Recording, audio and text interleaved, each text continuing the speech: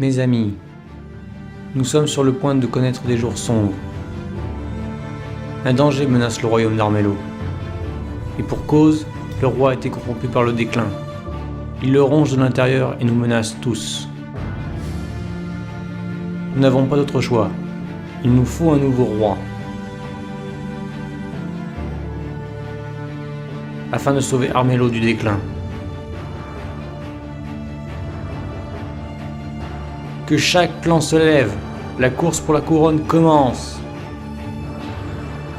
Mais prenez garde, les ténèbres approchent. Et le roi ne cédera pas sa place sur le trône si facilement. Armello will always be mine.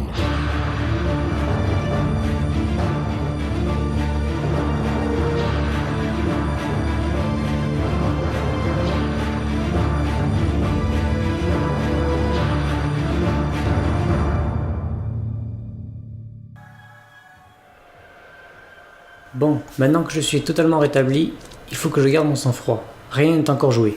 L'un de mes hommes m'évoque une cape qui aurait des pouvoirs bien particuliers. Selon lui, elle se trouverait au sommet du mont Umbria. J'ai vécu de nombreuses années dans les montagnes, ce n'est pas celle-ci qui m'arrêtera. Le jour se lève et le roi se meurt à petit feu. La renommée de Sargon parvient aux oreilles de celui-ci et décide de le convoquer à sa cour. Le roi, influencé par les belles paroles du rat, décide d'inspecter tout le royaume afin de dénicher toutes les personnes affectées par le déclin. Celles-ci seront mal vues par la population et perdront de la réputation.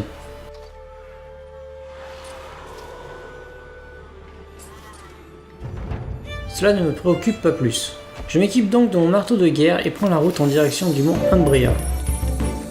Une fois arrivé au pied de la montagne, je décide de m'arrêter au refuge de pierre afin de me préparer à l'ascension. Pendant ce temps, Sargon en profite pour voler Sana de quelques pièces d'or afin de renforcer les palissades de son ruisseau qui maintenant lui appartient. À présent, ce sera plus difficile de récupérer cette colonie. Et pour finir, il décide d'affronter Sana en personne. Il donne le premier coup, Sana essaie de riposter, mais le rat se défend bien. Une simple escarmouche qui finira par la fuite de Sana. Peut-être est-ce juste une manière à Sargon de montrer sa place dans la course. Scarlett, quant à elle, ne se préoccupe pas des concurrents et décide de rentrer directement dans le château et passe sans problème les périls lancés par le roi. La renarde se trouve maintenant recherchée avec une prime sur sa tête. Votre impatience risque de coûter cher, roi des bandits. Quant à Sana, elle ne se préoccupe pas des provocations lancées par notre rat sournois. Est-ce de l'indifférence ou de la crainte, prêtresse? Peu importe. Elle se rend dans le donjon des chutes lugubres et récupère quelques pièces d'or. À la nuit tombée, la corruption du roi grandit de nouveau. Les pierres d'esprit qui m'entourent se manifestèrent et une pierre d'esprit m'est apparue. Je peux sentir son énergie se dégager entre mes pattes. Je vais la garder précieusement. Mais autre que ces pierres, ce sont aussi de sombres créatures qui apparaissent à la nuit tombée. Je trouve un vieux pic de fer et commence à gravir la montagne.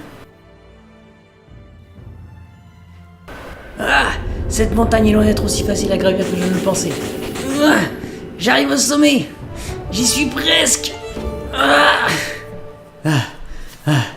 Ça y est, je peux enfin caresser sa soie.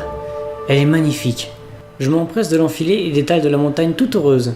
Une fois de l'autre côté de la montagne, j'installe mon campement au site des géants endormis. Je contemple encore la pierre d'esprit briller entre mes pattes. Peut-être que finalement avec le pouvoir de ces pierres, j'y arriverai. J'arriverai à être reine. C'est un peu comme les œufs de Pâques. C'est celui qui en a le plus qui gagne. Cette nuit, j'entendis pas parler de Sargon, juste qu'il aurait recruté un alchimiste. Mais c'est surtout de Scarlett, qui n'hésite pas à se jeter sur le roi. Le combat est féroce, et c'est Scarlett qui a l'avantage. Cependant, elle ne réussit pas à le tuer, mais le roi est maintenant bien affaibli.